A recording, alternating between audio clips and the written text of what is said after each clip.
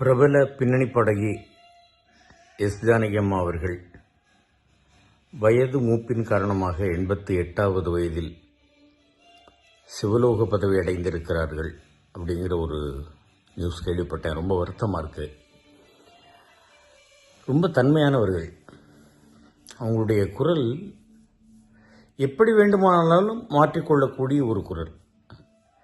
சிங்காரவேலனை தேவா அந்த பாட்டில் எல்லாம் அவ்வளோ ஹை பிச் இருக்கும். அப்புறம் ஒரு ஃபங்க்ஷனில் அவங்க ஆண் குரலில் பாடினாங்க. அப்புறமா சின்ன குழந்தை மாதிரி டேடி டேடி ஓமை டேடி இந்த மாதிரி இன்னும் எண்ணற்ற பாடல்கள் சொல்லிக்கிட்டே போகலாம்.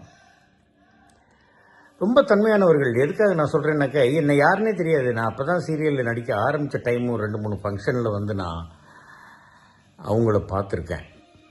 பார்த்துட்டு வணக்கம்மா அப்படிங்கும்போது என்னை யாருன்னே தெரியாது. இருந்தாலும் நின்று நல்லா இருக்கீங்களா, சௌக்கியமாக இருக்கீங்களா அப்படின்னு கேட்டுட்டு போயிருக்காங்க.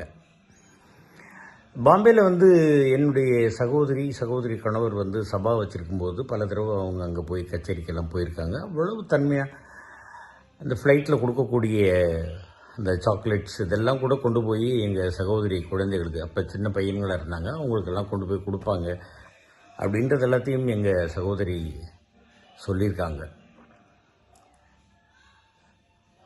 அவர்களுடைய குரலுக்கு ரசிகர்களாக யாராலையுமே இல்லாமல் இருக்க முடியாது. அவர்களுடைய ஆன்மா சாந்தி அடையட்டும் அப்படின்னு இறைவனை வேண்டிக்கிறேன்.